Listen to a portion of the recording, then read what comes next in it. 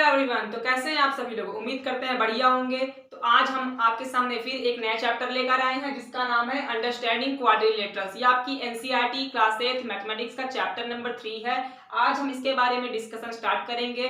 हम इसमें पढ़ेंगे क्वाड्रिलेटरल्स क्या होते हैं, ये डिफरेंट टाइप्स के क्वाड्रिलेटरल्स होते हैं उनके बारे में पढ़ेंगे और उनकी प्रॉपर्टीज को जानेंगे। तो हमारा चैप्टर स्टार्ट करते हैं। उससे पहले आप सभी लोग हमारी वीडियो को लाइक करें, कमेंट करें और हमारे चैनल को सब्सक्राइब करें। Thank you.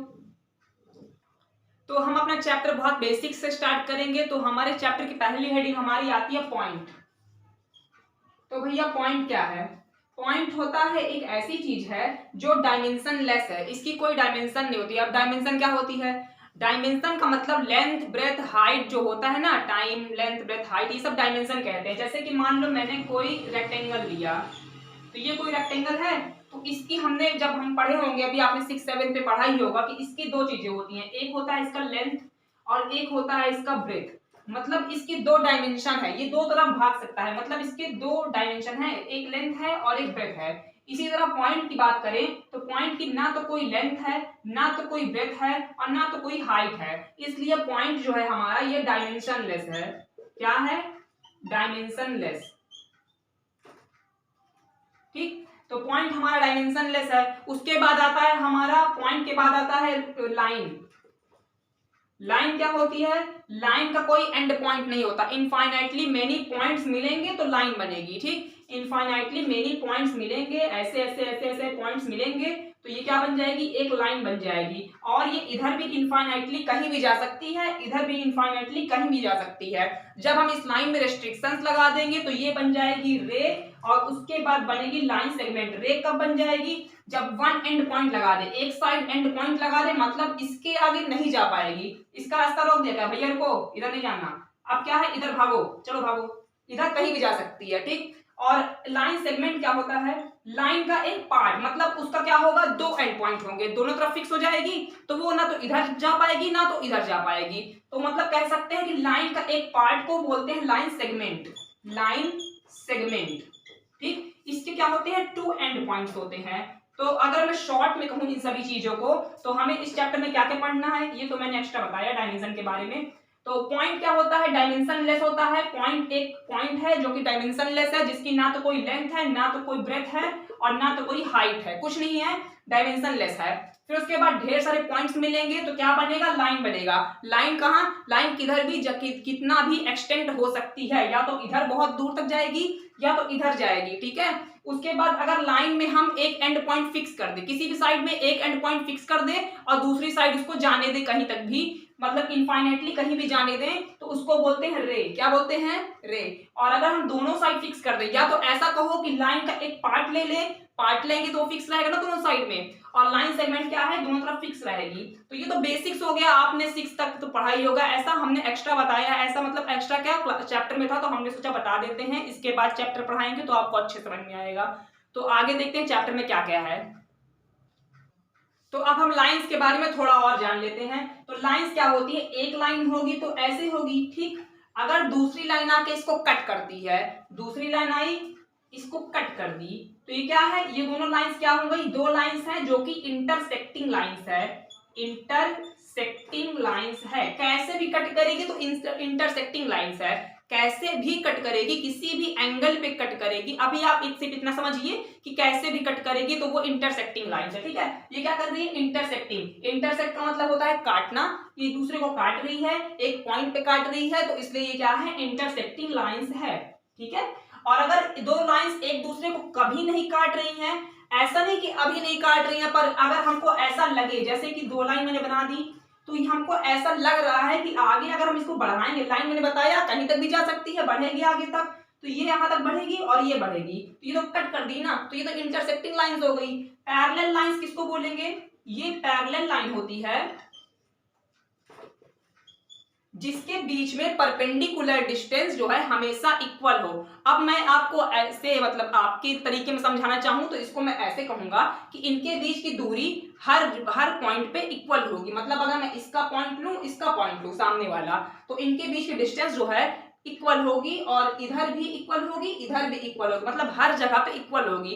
कुल मिला कहने का मतलब ये है कि दोनों लाइन आपस में बराबर की दूरी पे हमेशा रहेंगी, तो उसको पैरेलल लाइंस बोलेंगे। ठीक है, और अगर इसी में अगर मैं एक और चीज ले लूं कि इंटरसेक्टिंग लाइंस अगर 90 डिग्री पे बाइसेक्ट कर रही है एक दूसरे को, अगर ये 90 डिग्री का एंगल बना रही, मतलब एक लाइन ऐसे जा रही थी, एक लाइन ऐसे चली आई उसके ऊपर, तो इसको बोलते हैं परपेंडिकुलर लाइंस।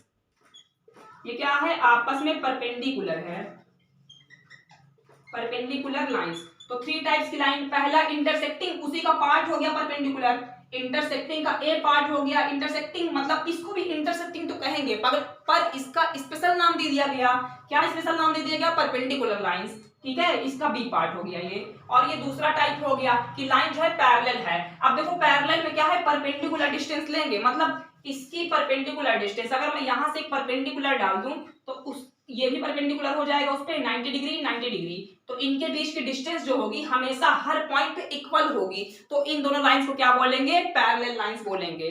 ठीक है, समझ में आया तो ठीक, नहीं तो आगे अभी और चैप्टर्स हैं वहां पर ये सब चीजें क्लियर हो जाएंगी। ये अभी मैं ऐसे बता रहा हूं ताकि आपको पता रहे, कोई कभी पूछ ले तो आप बता सको। ठीक है, तो आगे देखते हैं क्या है। तो हमारे चैप्टर का मेन टॉपिक है पॉलीगन। तो पॉलीगन क्या होता है, तो पॉलीगन के बारे में पहले हम डेफिनेशन पढ़ लेते हैं इसकी। A simple closed curve made up of line segments only is called a polygon. एक सिंपल क्लोज्ड कर्व, सिंपल सा क्लोज्ड कर्व होगा, क्लोज्ड कर्व होने का मतलब क्या है कि वो बंद होगा। ठीक है, क्लोज होगा, ठीक, ओपन नहीं होगा, क्लोज होगा, क्लोज होगा, और ये क्या होगा, सिर्फ और सिर्फ लाइन सेगमेंट से मिलकर बना होगा।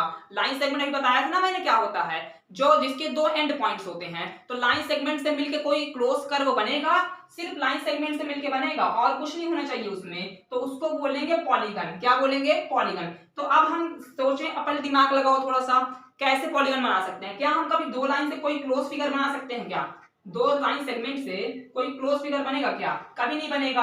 तो मतलब कम से कम हमें 3 लाइन सेगमेंट चाहिए एक क्लोज फिगर बनाने के लिए, कितनी चाहिए, कम से कम 3 लाइन सेगमेंट चाहिए एक क्लोज फिगर बनाने के लिए। तो 3 लाइन सेगमेंट वाले क्लोज फिगर को बोलते हैं ट्राइंगल। अब इनका पार्टिकुलर नाम चलेगा, सबका सबका अलग अलग नाम होगा, जितनी साइड होगी उसका वैसा नाम होगा। तो इसका देखो 3 साइड वाले का तो ट्राइंगल होगा, 4 साइड वाले का होगा क्वाड्रिलेटरल, क्वाड्रिलेटरल, 5 साइड्स वाले का होगा पेंटागन, ये सब इनका स्टैंडर्ड नेम है। 6 साइड वाले का होगा हेक्सागन, इसी तरह सिमिलरली 7 साइड वाले का होगा हेप्टागन,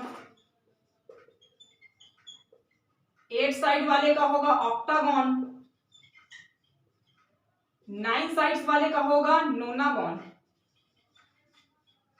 और 10 साइड्स वाले का होगा डेकागन। ठीक, तो मतलब इनका याद करना है हमें। 3 साइड वालों का ट्राइंगल पता ही होगा, सबको पता है भाई।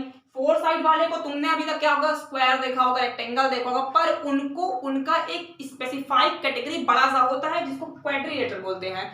क्वाड्रिलेटरल के अंदर आएगा स्क्वायर आएगा, रेक्टेंगल आएगा, रोम्बस आएगा, पैरेललोग्राम आएगा, ट्रेपेजियम आएगा, सब आएगा, काइट आएगा, इसके अंदर सब आएंगे। तो मतलब एक बड़ा सा है क्वाड्रिलेटरल, उसके अंदर आते हैं ये सब। ठीक है, 4 साइड्स वाले, तो 4 साइड वालों का स्टैंडर्ड नेम क्या है, क्वाड्रिलेटरल है।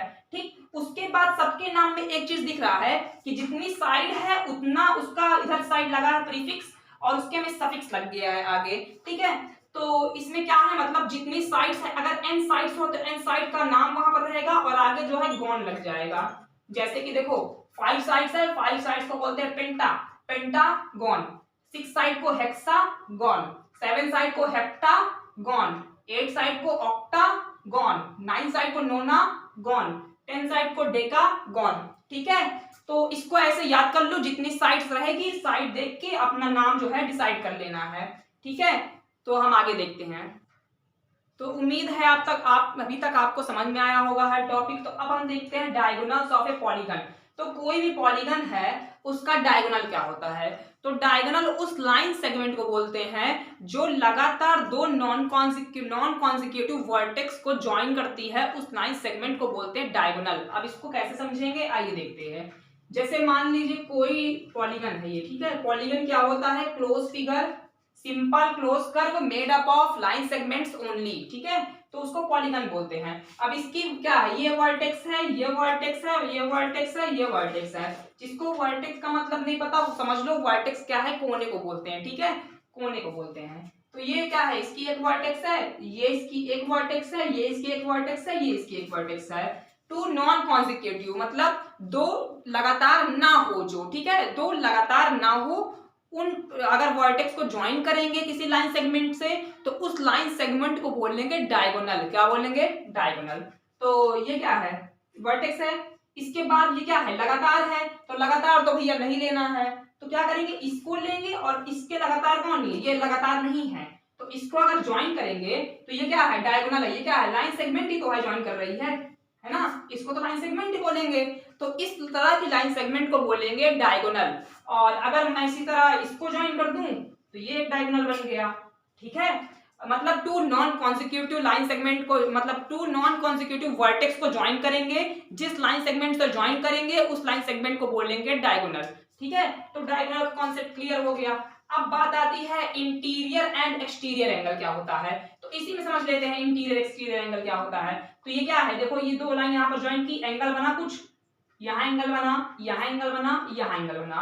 अगर मैं इसी को एक्सटेंड कर दूं इधर, मतलब इसको बढ़ा दूं, ठीक है, इसको बढ़ा दूंगा तो यहाँ भी तो कुछ एंगल बनेगा, ठीक। तो जो कर्व के मतलब पॉलीगन के अंदर जो एंगल रहेगा वो इंटीरियर, और जो पॉलीगन के बाहर जो एंगल रहेगा वो एक्सटीरियर। नाम से ही समझ में आ रहा है, इंटीरियर वाला जो पॉलीगन के अंदर रहेगा, पॉलीगन के अंदर एंगल दिख रहा है, ये सारे एंगल्स क्या है, पॉलीगन के अंदर हैं, तो ये क्या है, इंटीरियर एंगल्स हैं। और अगर एक्सटेंड कर दें कहीं पर, मान लो बढ़ा दें किसी साइड को, इसको बढ़ा दिया, मान लो यहाँ बन गया एक्सटीरियर, यहाँ बन गया एक्सटीरियर, इधर बन गया, कहीं भी एक्सटीरियर बन सकता है, किधर भी बढ़ाओगे बाहर बनेगा जो, वो बोलेगा एक्सटीरियर एंगल, ठीक है। तो हमने क्या समझा, डायगोनल क्या होता है, डायगोनल होता है दो लगातार वर्टेक्स ना हो उनको ज्वाइन कर दो किसी भी पॉलीगन में, तो वो क्या है, डायगोनल कहलाएगा। अगर लगातार वालों को ज्वाइन करोगे तो ज्वाइन होंगी नहीं ना, लगातार वालों को ज्वाइन करोगे तो साइड ही मिल जाएगी वो वाली। तो इसलिए जो लगातार वर्टेक्स ना हो उसको अगर तुम ज्वाइन करोगे तो तुमको डायगोनल मिलेगा।